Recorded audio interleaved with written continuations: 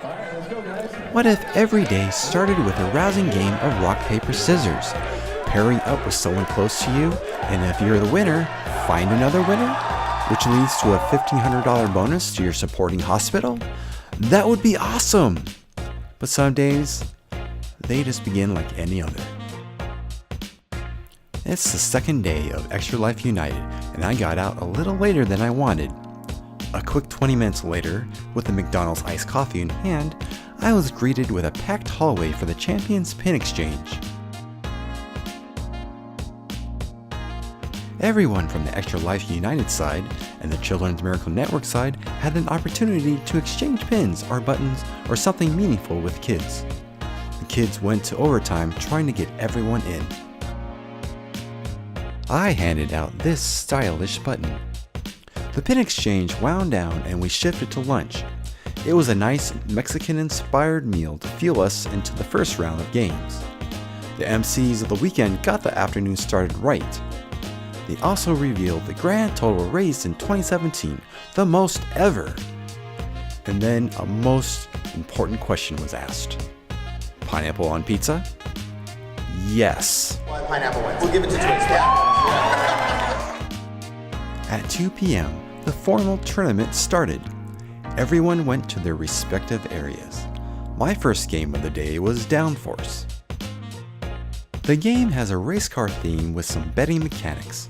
Whoever has the most money at the end of one lap is the winner. Play movement cards to advance yours and your opponent's cars. Try to block other players' cars on those tight corners. If you can't get to first, there are 3 chances to place bets on who you think will come out on top. In this round, my car finished first, and I made some advantageous bets. It was an unexpected first place win which got me into the next round. Way to start my very first Extra Life United. Sagrada was next, an interesting game where you roll dice and place those dice according to a pattern. It was supposed to feel like building a stained glass window, and for the most part, it did. It had a lot of promise, but this was one of the games I'd never played before, and well, it fell apart for me on my very first die placement. I'll know better for the next time.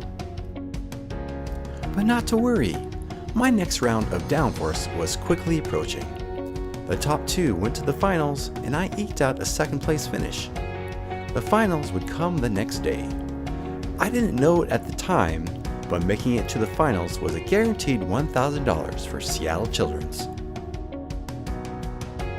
The video game side of the tournament was going strong too. Tricky Towers and Rocket League got some coverage on the Extra Life Twitch feed. Those games are certainly more suited for the stream, but board games will have their time. The night ended with a special event over at Epcot Center. CMN hosted an event that involved lots of sweets and fireworks.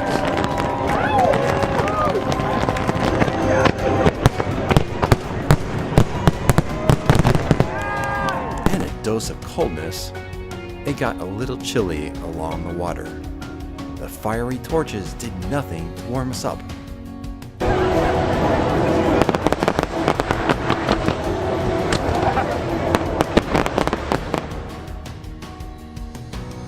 Friday morning arrived with the last hurrah for the champions with an Olympic-style medal ceremony.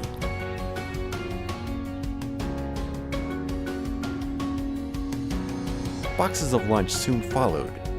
It didn't take very long before the boxes turned to headgear. With food consumed, the time to play games came again.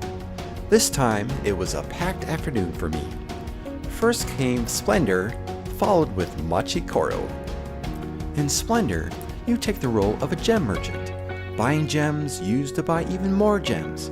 Be the first to get the 15 prestige points which are included on some of the gem cards. It was my second time playing and came oh so close to taking first. I had 15 points in hand, but someone got to 18. Tough loss, but my day wasn't over. The luck-based Machi Koro came next. As mayor, you need to build up your city. Get some funds, invest in parts of the town, and hope the dice rolls your way. Be the first to build all the landmarks to win. The dice fell my way as I took first, but there was a cost. The game went long and my final for Downforce started late. Did it affect my 4th place finish? Not really, as I had a good strategy going in and it didn't pan out.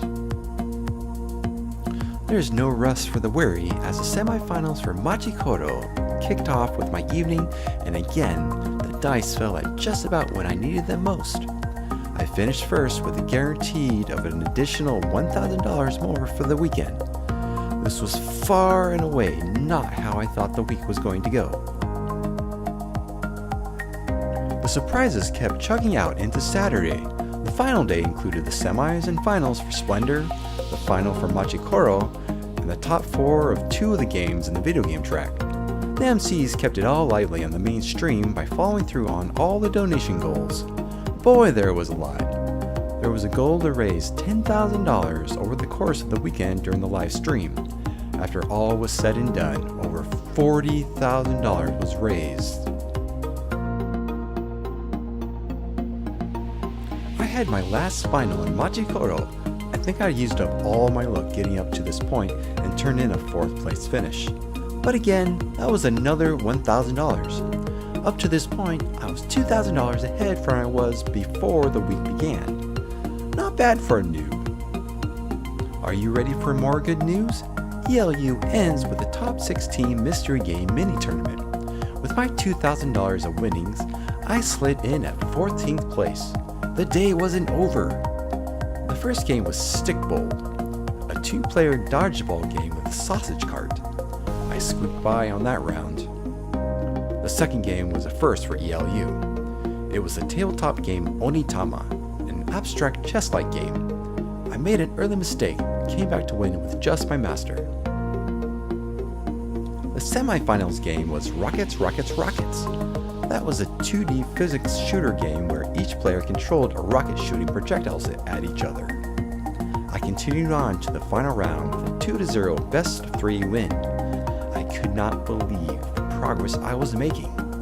The final game was Super Slam Dunk Touchdown. Let's just say, I am not a fan. I got to 2nd place in a tournament I had little reason to believe I'd ever be in. At the end of the mystery game tourney, I had added $8,000 to my total, ending with a grand total of $10,080, which all went to Seattle Children's. And all of this was just by attending Extra Life United. My first ELU proved to implode the ideas that I had imagined.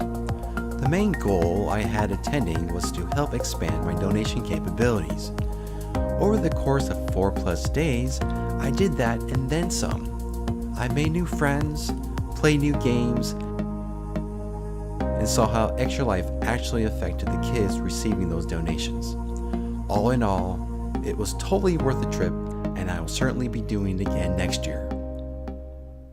Thanks for watching this 2-part video on Extra Life United.